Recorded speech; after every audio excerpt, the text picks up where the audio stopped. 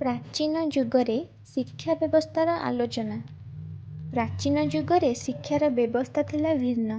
ସେତେବେଳେ ଯେଉଁମାନେ ଶିକ୍ଷା ଅର୍ଜନ କରିବାକୁ ଚାହୁଁଥିଲେ ସେମାନଙ୍କ ପାଇଁ ଥିଲା ଗୁରୁକୁଳ ଆଶ୍ରମ।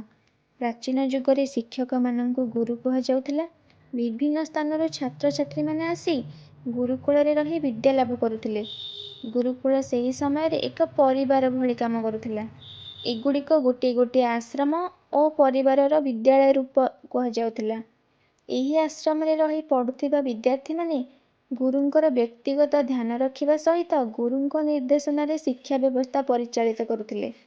ଗୁରୁ ଓ ଶିଷ୍ୟମାନଙ୍କ ମଧ୍ୟରେ ଥିଲା ଘନିଷ୍ଠ ସମ୍ପର୍କ। ଏହାକୁ ହିଁ ତ ଗୁରୁ ଶିଷ୍ୟର ପରମ୍ପରା କୁହାଯାଏ।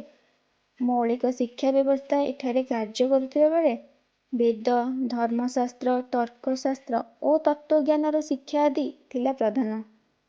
ଏଠାରେ ଅଧ୍ୟୟନ, ଆତ୍ମବିଶ୍ଳେଷଣ ଓ ଚରିତ୍ର ଗଠନ ଉପରେ ଗୁରୁତ୍ୱ ଦିଆଯାଉଥିଲା। ଗୁରୁଙ୍କ ପ୍ରତି ଶିଷ୍ୟର ଭକ୍ତି, ଭୟ ଏବଂ ଶିଷ୍ୟମାନଙ୍କ ପ୍ରତି ଗୁରୁଙ୍କ ଦୟା, କ୍ଷମା ଓ ଅନୁଶାସନ ଗୁରୁକୁଳ ଶିକ୍ଷା ବ୍ୟବସ୍ଥାର ଏକ ପ୍ରଧାନ ଦିଗ। ଏଠାରେ ନିର୍ଦ୍ଦିଷ୍ଟ ସମୟ ଭିତରେ ଶିଷ୍ୟମାନେ ଶିକ୍ଷା ଲାଭ କରି ଜୀବନର ପରବର୍ତ୍ତୀ ସମୟରେ ଲଗାଉଥିଲେ ଓ ପ୍ରଶଂସିତ ମଧ୍ୟ ହେଉଥିଲେ।